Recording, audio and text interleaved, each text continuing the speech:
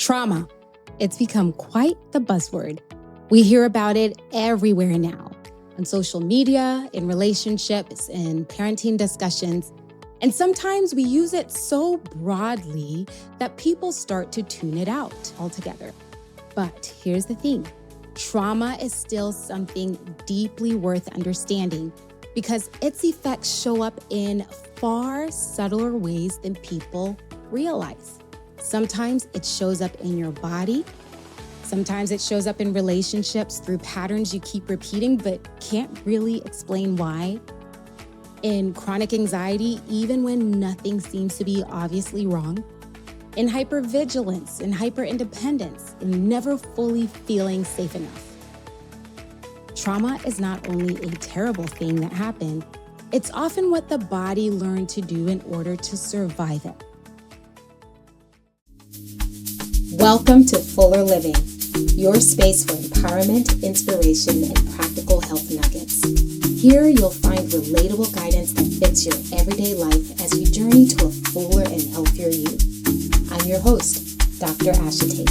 Let's dig in. Welcome back to Fuller Living with Dr. Ashitey, wherever you're listening from, in whatever state you're listening in, be it feeling emotionally exhausted lately or constantly easily overwhelmed. However you're coming into this episode today, I am so glad that you're here. May you leave with something you really need. That is my hope for you today.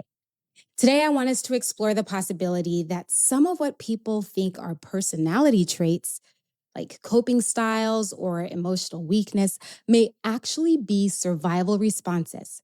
Today, I'm talking about trauma, because this is a topic that is often misunderstood, even though we throw this word around all the time now. Many people hear the word trauma and immediately think of extreme experiences like war or violence or catastrophic events. And yes, trauma can include those things, but trauma can also come from experiences that were chronic, subtle, repeated, or emotionally overwhelming in ways that people fully never understood or knew. For instance, growing up constantly criticized or never emotionally feeling safe, or experiencing some form of deep loss, feeling unseen or abandoned. And importantly, trauma is not simply what happened to someone. It's also about whether the mind and body fully felt safe enough to recover afterwards. That's the key.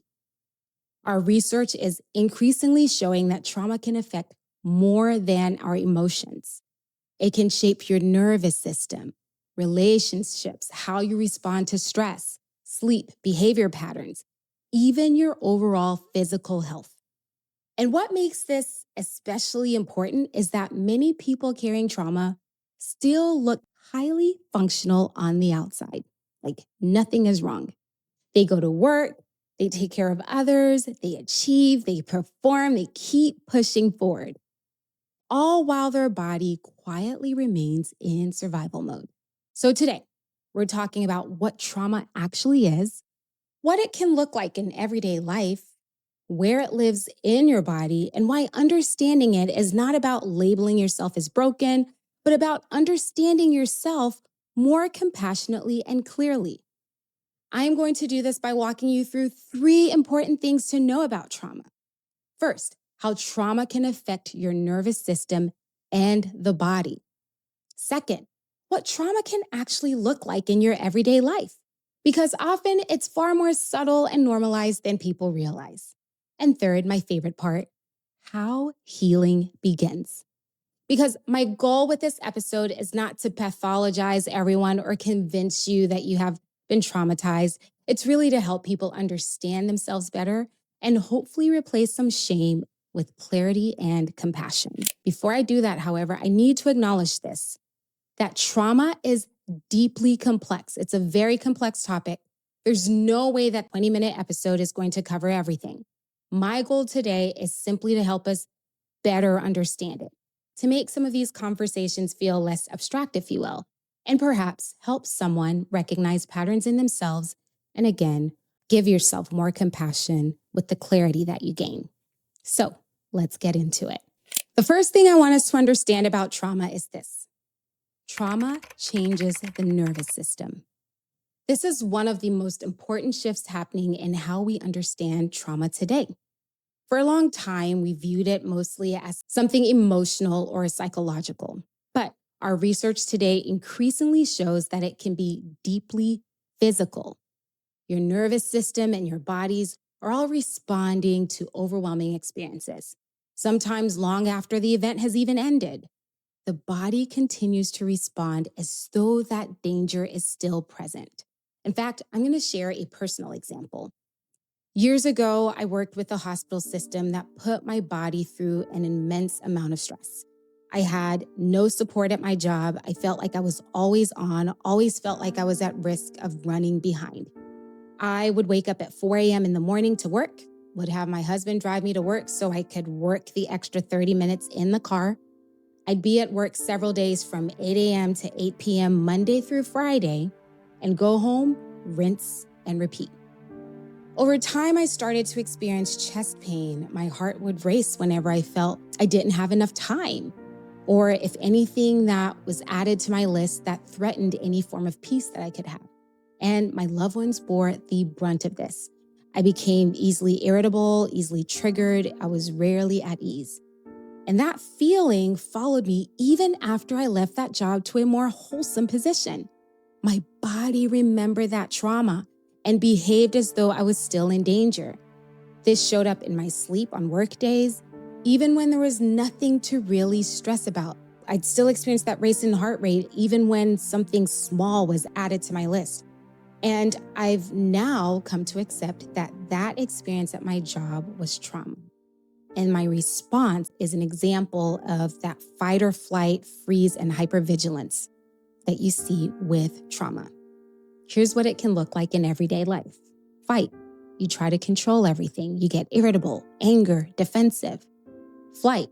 This can show up as restlessness, overworking or overfunctioning, constantly busy so you don't actually address the issue, difficulty slowing down, or freezing, feeling emotionally numb, shutting down, feeling disconnected from yourself and others, or difficulty making decisions that really matter.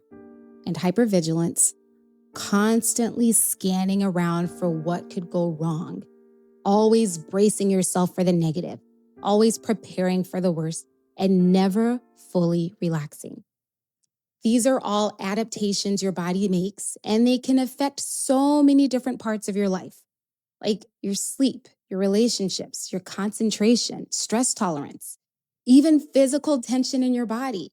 Have you ever noticed your shoulders pulled all the way up to your ears whenever you're stressed out? Tightness in the neck and upper back, even things like headache and fatigue, digestive issues, chronic anxiety. Now, this is also where I want to pause and say something very, very important. There are times when trauma responses and mental health symptoms become severe enough that professional support is absolutely important. Somebody needs to hear this today, especially if someone is experiencing persistent anxiety, panic attacks, depression, trouble functioning in life, substance misuse, thoughts of self-harm, or asking yourself, what's the point of even living? Or symptoms that are significantly interfering with your daily life. In these instances, support matters, treatment matters, and seeking help is not weakness. Understanding the nervous system changes how we relate to ourselves. It can help us move from what's wrong with me to a better question like, what happened to me? And what is my body trying to protect me from? The second thing I want us to understand about trauma is this. Trauma shapes our behavior in ways we don't immediately recognize. Trauma does not always look so dramatic on the outside. Sometimes it looks like patterns people have normalized for years. Patterns that have once helped us survive, but eventually start affecting our relationships, our emotional health, and our daily lives. For example, someone who grew up in unpredictability may become deeply uncomfortable with uncertainty. They may try to control everything, like overplan everything, become anxious when things feel out of order. Or someone who learned early on in life that their needs were too much and may struggle asking for help. They may be hyper independent, the person who says, I'll just do it myself, even though it's dragging them down. This may not be because they want to carry everything alone, but because somewhere along the way, depending on others stopped feeling emotionally safe. Other people become chronic people pleasers, constantly managing other people's emotions, avoiding conflict at all costs, feeling responsible for everyone else's comfort. And sometimes these patterns become so ingrained that people stop questioning them altogether. They simply think, oh, this is just my personality. But sometimes and often, these behaviors make much more sense when you view them through the lens of adaptation and survival. Even overachievement can sometimes function this way. Some people become exceptionally successful, productive, high performing because achievement became tied to their safety, to approval, to identity, to worth very early on. This is important because trauma doesn't always lead people to fall apart outwardly in a way we often expect. Sometimes it leads people to overfunction, to stay constantly busy, constantly moving in an effort to feel safe, while never fully feeling safe enough to slow down. Understanding this creates compassion. Many people have spent years criticizing themselves for survival responses they never fully understood. With understanding, we can start paving a pathway to healing. The third thing I want us to understand about trauma is this: healing begins with safety, not shame. This really matters because many people try to heal by becoming harder on themselves. They criticize themselves for struggling, they push themselves harder, they ignore their emotions, and they suppress how they feel, telling themselves just to move on. But the nervous system does not heal through punishment. It does not heal through shame. It heals through returning safety, consistency, support, regulation, and connection. Importantly, healing does not mean that you're pretending difficult experiences never happened. It means you're helping the mind and body slowly learn that danger is no longer constantly present in the now. It's not ignoring your past, it's acknowledging what's present now. I had to remind myself that I was no longer in the situation I was with my previous job. For me and many people, it's a process and not a single event that leads to that healing. That process can look so different for so many people. For some people, healing involves therapy. For others, it may involve learning emotional regulation skills for the very first time, like deep breathing. Sometimes healing involves supportive relationships, community, faith. We talked about this last week. Rest, boundaries, grief work, learning to trust again. Sometimes healing begins very simply by recognizing that certain patterns developed for a reason, not because you were weak or because you were broken, but because your mind and body adapted to experiences that felt overwhelming at the time. And that shift matters deeply because shame often keeps people stuck. Shame says things like, something's wrong with me. But understanding creates a different kind of conversation altogether. One that says, my nervous system learned how to survive, and now I can slowly learn how to feel safe again. Now, I need to make this point clearly. Healing is not always linear.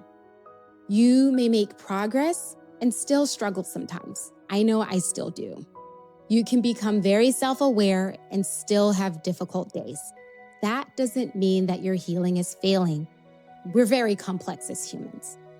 If you're listening today and realize that trauma may be affecting your life more than you previously understood, I really want you to hear this part. Support helps, healing is possible, and you don't have to carry everything alone forever.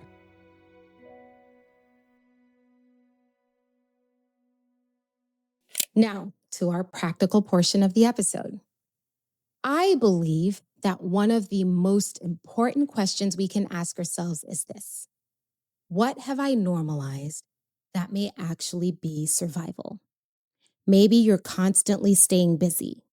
Maybe you're never asking for help or struggling to rest without feeling guilty, always expecting something to go wrong.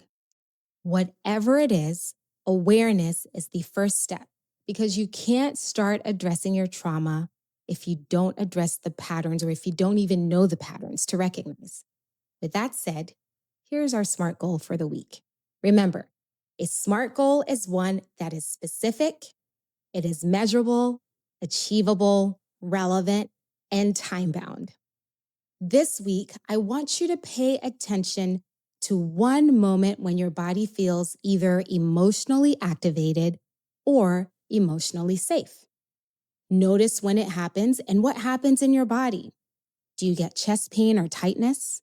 Does your breathing change in any way?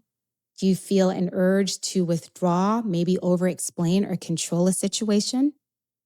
Notice the people, the places, or experiences where your body naturally softens, where you feel calm, safe, more grounded. Specific. Identify one moment of activation or safety. Measurable. Write it down or mentally note it once per day. Achievable. This should really not take more than 5 minutes. Everyone should be able to do it. Relevant. Understanding your body, maybe responding to your past trauma, may be the first step in your healing and your path to a fuller and healthier life. And time-bound, let's practice this over the next 7 days.